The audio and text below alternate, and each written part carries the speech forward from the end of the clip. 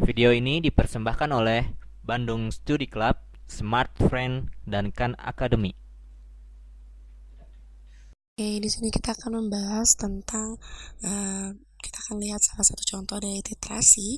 Kita di sini memiliki dua bagian untuk dua grafik untuk titrasi. Nah, di sini kita titrasi dengan asam basa, maksud saya dengan basa kuat, yakni dengan NaOH. Begitu pula dengan grafik yang satunya dengan NaOH atau natrium hidroksida. Nah, di sini kita akan melihat perbandingan antara titrasi dengan asam lemah dan asam kuat. Di sini sumbu Y berarti besarnya pH, dan kita lihat terdapat pH netral yakni sebesar 7.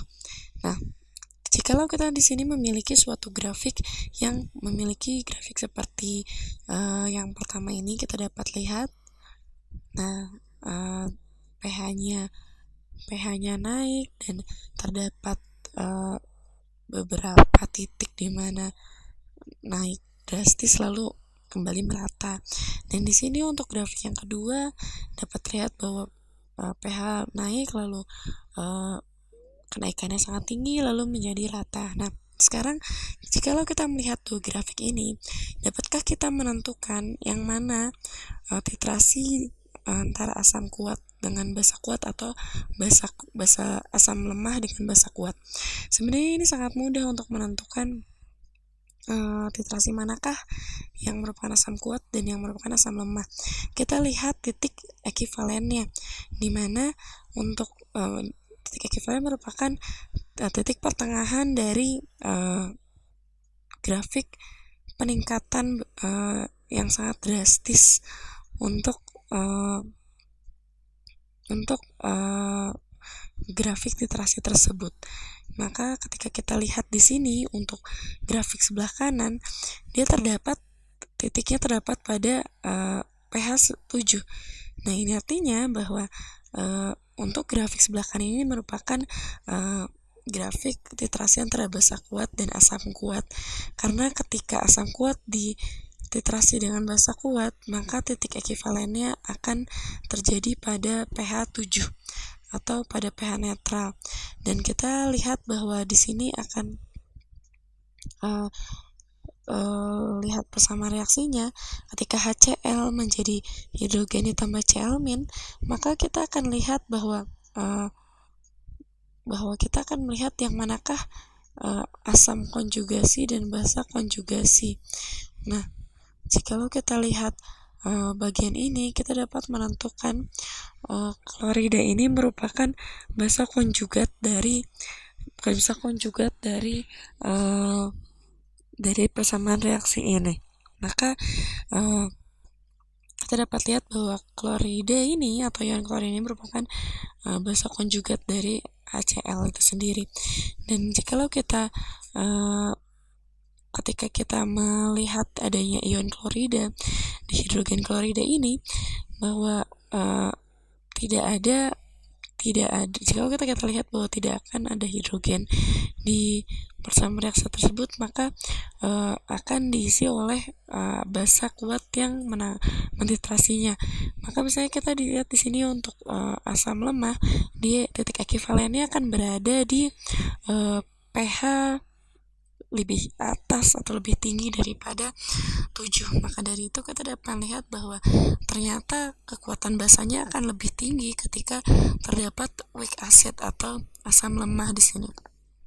Nah, misalnya Ha mencapai kesetimbangan sehingga menjadi ion asam ditambah hidrogen. Nah, kita dapat lihat bahwa konsentrasi dari basa akan meningkat sehingga ketika hidrogen dikatakan dengan hidroksida, maka pH-nya akan naik dengan sangat tinggi atau akan tergantikan dengan basa yang sangat tinggi dan menyebabkan nilai pH-nya tinggi, sehingga konjugat basa ini untuk asam lemah adalah basa yang lemah, sedangkan untuk klorin di sini akan mencapai netral. Artinya bahwa titik ekivalen adalah titik ketika ion dari masing-masing asam tersebut mencapai titik kestabilan. Nah, kita dapat lihat bahwa ketika kita memiliki asam lemah akan terjadi reaksi kesetimbangan, dan kita akan lihat bahwa basa yang kuatlah yang akan mendominasi sehingga akan menaikkan nilai pH-nya. Sedangkan kalau untuk literasi ini sangat-sangatlah jelas bahwa semuanya tergantung pada jenis asam dan basa pantitrasinya. Seperti itu. Jadi kita dapat memberikan tanda bahwa yang sebelah kiri merupakan kurva untuk asam lemah, dan di sini kita hapus terlebih dahulu ya, dan di sebelah kanan merupakan grafik untuk asam lemah. Nah, kita dapat lihat bahwa untuk contoh tersebut misalnya di titik ini adalah OH- yang OH- dari natrium hidroksida, maka kita akan larutkan di dalam sebuah larutan. Misalnya ketika OH- akan mencapai titik ekivalen dari kurva titrasi basa kuat dan asam lemah ini, maka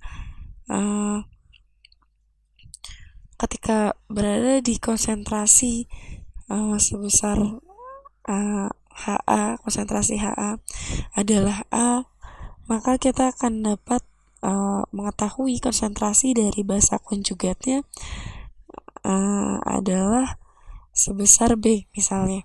Nah, maka dari itu kita lihat bahwa di titik ini kita akan mendapatkan solusi dari reaksi titrasi asam lemah dengan basa kuat tersebut. Nah, pada titik 0 ini merupakan keseimbangan antara konsentrasi dari basa konjugat maupun asamnya. Nah, ketika kita ingin mengetahui konsentrasi dari asam lemah tersebut, ini akan sama dengan 0, karena asam lemah ini tentunya akan terkalahkan oleh konsentrasi dari basa lemahnya. Nah, ketika kita ingin mengetahui konsentrasi dari basa konjugatnya atau ion konjugatnya, basa konjugatnya, maka kita akan mengetahui bahwa besarnya merupakan besar dari A, konsentrasi dari asam lemah sama dengan A, dan sedangkan konsentrasi dari basa konjugat merupakan B ditambah dengan A. Ini merupakan hal yang sangat menarik untuk dibahas, dan jikalau kita lihat titik-titik di sepanjang kurva ini, kita dapat menghitung berapa konsentrasi dari konjugat base-nya atau basa konjugatnya. Misalnya kita akan tulis di sini, atau kita akan bahas di sini lebih jauh sehingga kita dapat mengerti tentang hal tersebut.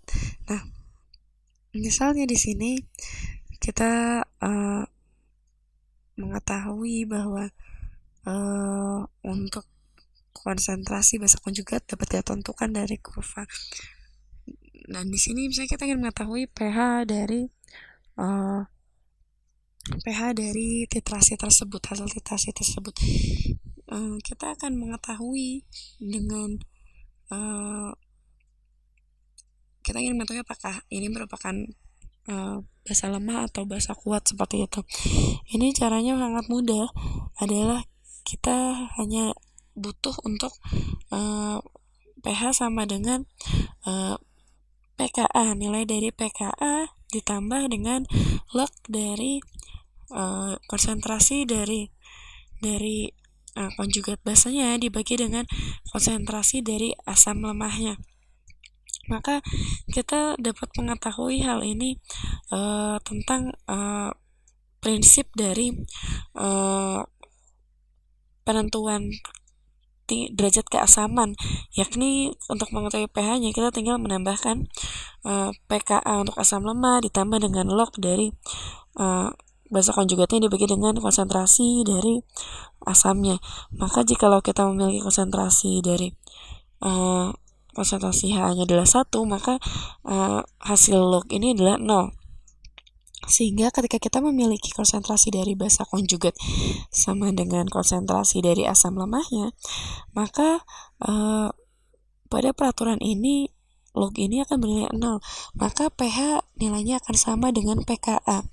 Dan kita dapat lihat bahwa titik dalam grafik tersebut di mana konsentrasi dari asam dan konsentrasi dengan basa konjugatnya sama adalah pada titik tersebut, di mana titik tersebut merupakan pKa atau derajat asam dari asam lemah. Karena asam lemah kita tidak dapat menentukan tingkat derajat keasaman ini dengan langsung mengalihkan atau mengetahui di konsentrasinya. Kita mesti menginputkan atau kita mesti mengetahui nilai pKa-nya terlebih dahulu. Nah, itulah perbedaannya antara asam lemah dengan asam kuat. Dan misalnya di sini kita telah mencapai titik di mana konsentrasi asam lemah sama dengan konsentrasi basa konjugatnya, maka kita akan tahu bahwa disitulah titik nilai derajat keasamannya sama dengan nilai pKa-nya. Maka kita dapat lihat bahwa titik ini merupakan setengah dari titik ekivalennya ketika nilai untuk nilai derajat keasamannya sama dengan pKa-nya adalah setengah dari titik ekivalennya, atau kita bisa sebut sebagai half equivalent point, maksud saya. Jadi inilah ketika konsentrasi dari basa konjugat tersebut merupakan setengah dari konsentrasi asamnya. Nah, itu merupakan hal yang sangat mudah untuk menentukan titik dan ekivalen, setengah titik ekivalen. Nah, misalnya kita di sini ingin mengetahui nilai Ka-nya, kita dapat menghitungnya dengan konsentrasi H+ dikalikan dengan konsentrasi amin per konsentrasi asam. Maka nilai pKa untuk amonium, misalnya kita tahu bahwa amonium adalah 9,25, sedangkan nilai Ka untuk amonium adalah 10⁻⁻⁴, sehingga kita cari berapakah nilai yang sebenarnya. Kita kalikan 10⁻⁻⁴ dan hasilnya adalah 5,6234. Nah, ini dapat kita tulis sebagai 5 kali 10⁻⁻⁻. Nah, kita mendapatkan nilai dari Ka untuk amonium. Nah, artinya kita dapat menentukan konsentrasi dari asam tersebut jikalau kita ingin mengetahuinya. Maka konsentrasi dari H dikalikan dengan Ka sama dengan konsentrasi dari asamnya dikalikan dengan basa konjugatnya. Nah, jikalau kita telah mengetahui berapakah besar dari konsentrasi H+ dan basa konjugatnya, di sini kita dapat mengetahui nilai konsentrasi asam lemah tersebut. Dan misalnya kita ingin tahu misalnya konsentrasi asamnya sama dengan A, maka kita dapat kalikan keduanya menjadi kuadrat, sehingga konsentrasi asam dikalikan dengan konsentrasi Ka-nya sama dengan konsentrasi dari basa konjugat dikuadratkan. Maka basa konjugat tersebut akan sangat-sangat lebih sedikit dibanding dengan konsentrasi dari asamnya. Sedangkan kita lihat bahwa nilai Ka di sini adalah untuk amonium 5 kali 10⁻⁻⁴, sehingga kita dapat dekatkan dengan 2 dikali sekian kali 10⁻⁻⁵, yakni sebagai akar dari nilai Ka tersebut. Nah, sehingga kita dapat kalikan atau kita dapatkan bahwa konsentrasi untuk basa konjugatnya sangat-sangatlah kecil, di mana dia akan dikalikan dengan 10⁻⁵, artinya sangat-sangat kecil. Dan kita dapat tulis di sini bahwa pada titik tersebut kita dapat eh, kita dapat memberikan atau mendapatkan konsentrasi di mana konsentrasi bahasanya akan sama dengan konsentrasi asamnya.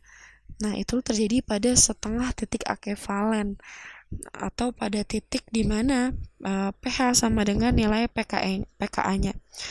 Nah, inilah pKa-nya atau titik setengah ekivalennya. Seperti itu. Ini merupakan konsep yang sangat mudah untuk dipelajari. Video ini dipersembahkan oleh Bandung Study Club, Smart Friend, dan Khan Academy.